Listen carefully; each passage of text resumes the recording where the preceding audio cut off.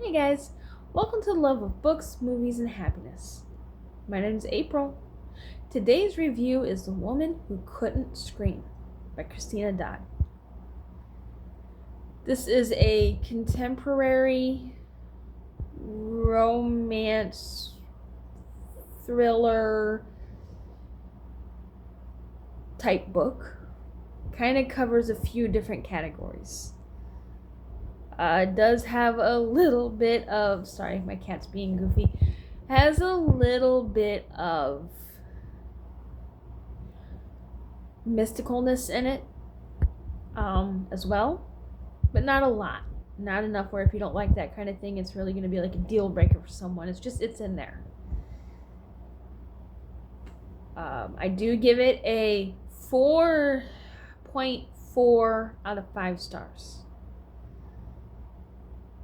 Don't get me wrong, it's a very good book. I enjoy the storyline. It does have like a plot within a plot, essentially. So you got like the main, what it's supposed to be about storyline, and then you have the secondary storyline running through it as well. So you kind of get 2 storylines in one book.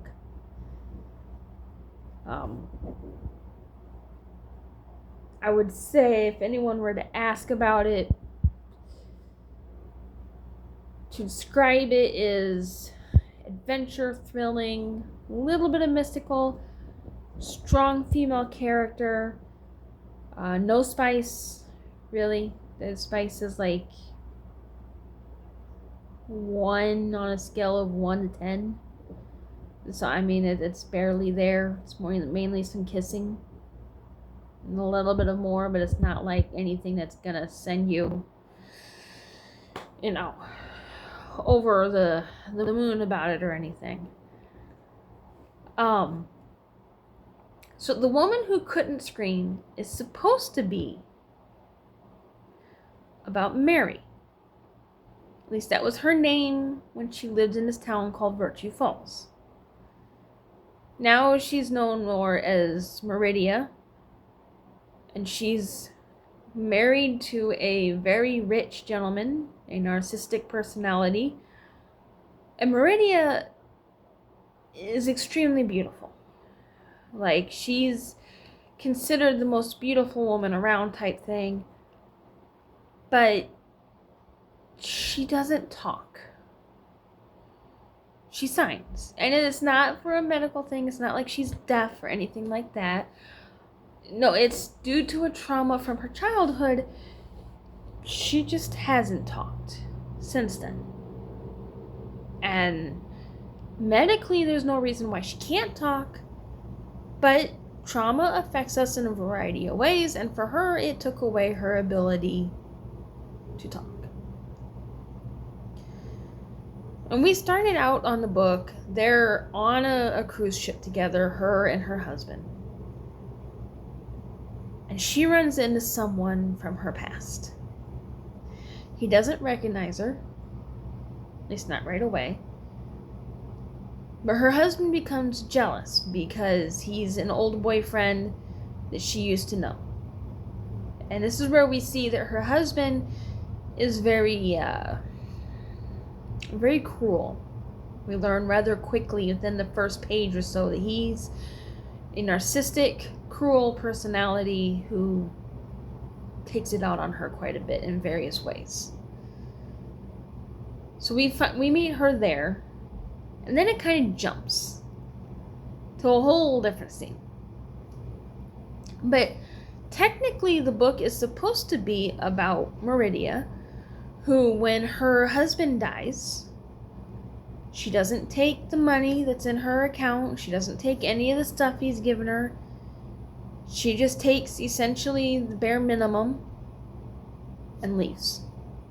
And goes back to a town called Virtue Falls that she grew up in, essentially. And she has a plan. See, the trauma that happened to her, she blames a certain family for it, and she is planning on bringing revenge on them for that, she needs privacy. So she goes to a small town where she figures no one will know who she is. Gets into a hotel, gets checked in. It's like a bed and breakfast type place. Gets checked in and is planning on doing what she needs to do and then disappearing again. Well, she also has a big heart, though. So even though she's planning on sticking to herself and not talking to people in her way, and she's just wanting to be left alone, she ends up making some friends, that kind of thing. But while she's there, the bodyguard from her husband shows up and leaves her a message. Scares her half to death. And tells her, you can't scream. And then she finds out that she's in danger, so he starts teaching her self-defense to protect herself. If she won't get a bodyguard or anything, he wants to make sure she can take care of herself. That's the main storyline is supposed to be. She finds out she's in danger. At the same time, her old boyfriend ends up in Virtue Falls as well, at the same bed and breakfast that she's at.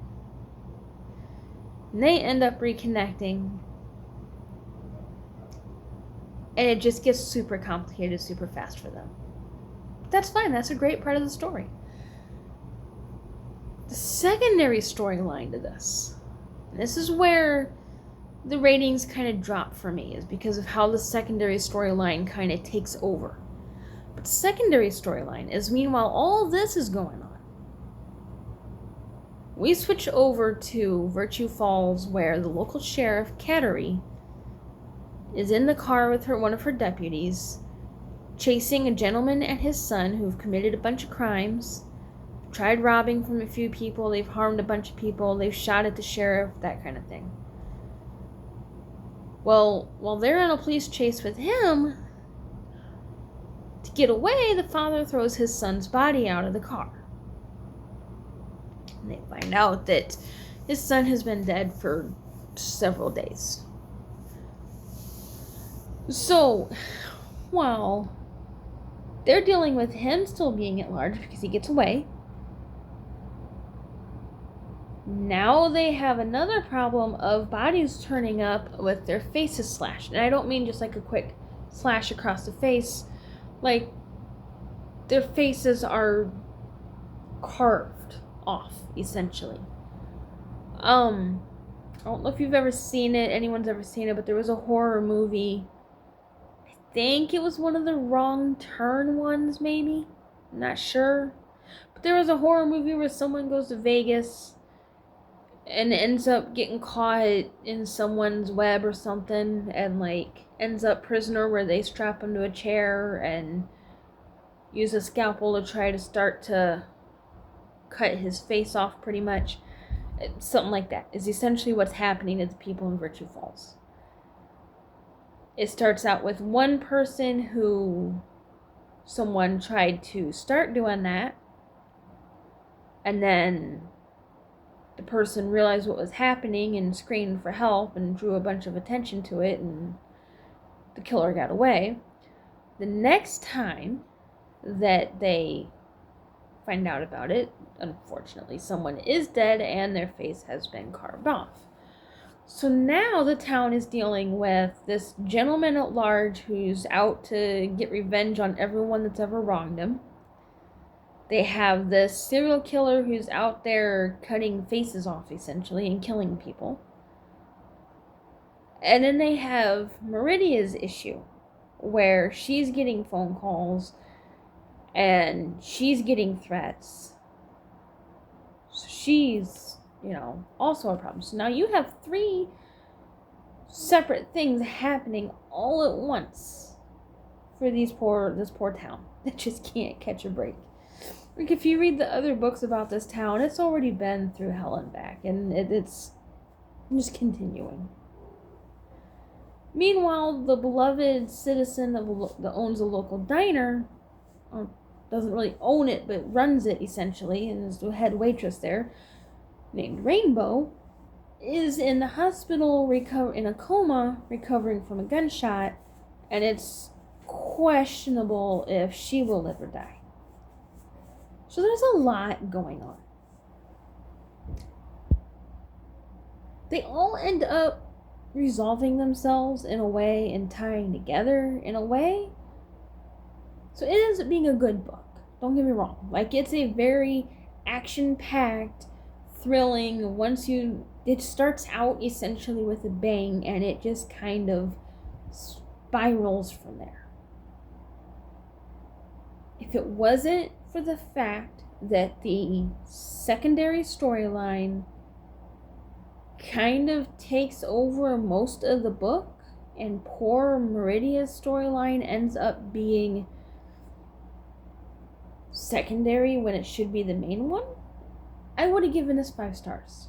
Like, in a heartbeat. I just think that the sheriff's storyline, her name is Cattery,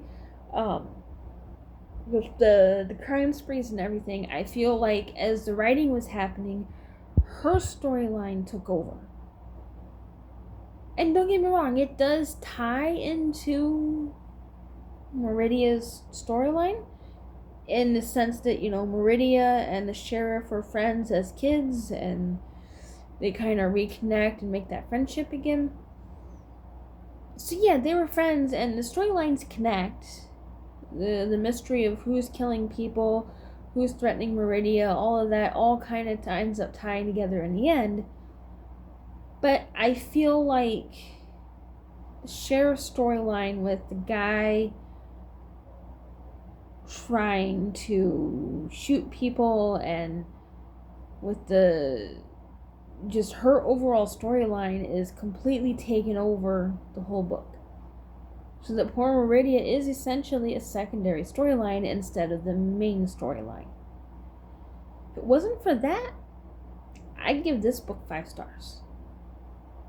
Like, if they flipped it around a little bit somehow, and it was more supposed to be about Cattery instead of Meridia, then great, I would have kept it at 5 stars. But it is supposed to be Meridia's story. And Cattery's is just... and ignore the cat. Cattery's is just supposed to be secondary. So for that alone, I dropped stars. Otherwise, you've got your adventure, you've got some romance, with the sheriff being...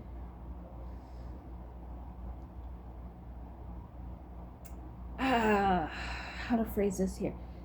So she's Native American, half Native American, and in a previous story, she met the Frog God, which is a local Native American legend about the frog god that lives in the ocean. She met him when she ended up in a tsunami. Ever since then, she's been able to do things to kind of right wrongs as she goes.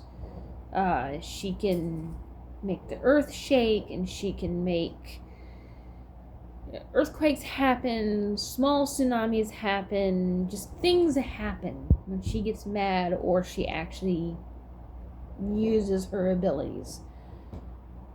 She just has to do something in return. So it's not like an inappropriate thing. It's literally like, to have access to this power he's given her, she has to give him some kind of sacrifice of something. So like for this one, at some point, she has to give up hate and something else. And it goes from there, stuff like that. But she does use a little bit of the frog god abilities within the story. So there is a little bit of mystical folktale in there as well.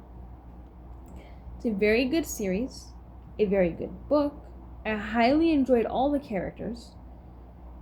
The romance isn't like the strongest, but it's there. It's a romance. It's one that, they had misunderstandings. eventually the truth comes out and things get figured out. But it's a more mild romance, which is good because the rest of the story is so action-packed, it would be a lot to keep track of.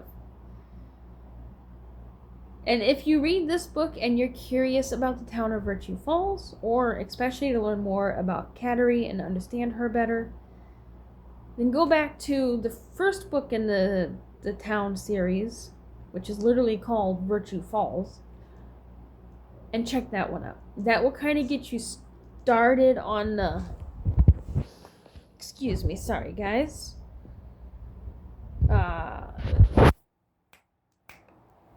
cat. Cat likes to get into stuff. Sorry about that.